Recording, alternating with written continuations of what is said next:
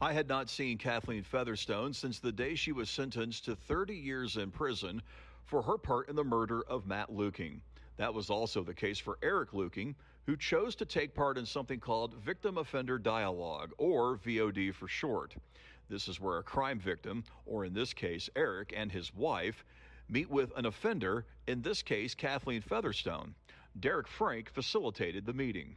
It's partly designed to hold people accountable, not only to the state of Indiana, but to the actual individuals who were affected. This VOD happened at the Indiana Women's Prison in Indianapolis, where Kathleen is serving her sentence.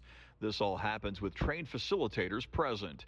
While VOD has been used in the U.S. since the 1970s, Derek would like to see it more widely practiced here. In other countries, this is kind of the natural way to respond to crime and wrongdoing, is to bring people together as opposed to our Western idea of justice, which is kind of to separate, often stigmatize, isolate, which we've learned doesn't do a lot to promote or to meet the emotional needs of people who have been affected, or to create empathy on the part of the offender. Eric reached out to Derek after seeing him in a documentary about VODs.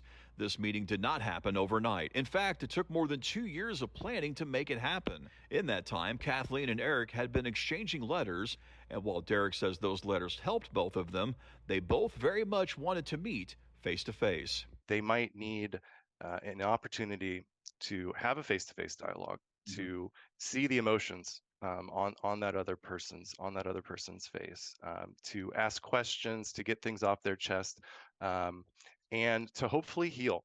Now, coming up tomorrow, I'll show you parts of this conversation. Featherstone started the conversation sharing many details, among them how Matt Luking lost his life on October the 24th of 2016. In Terre Haute, I'm John Swanner, News 10.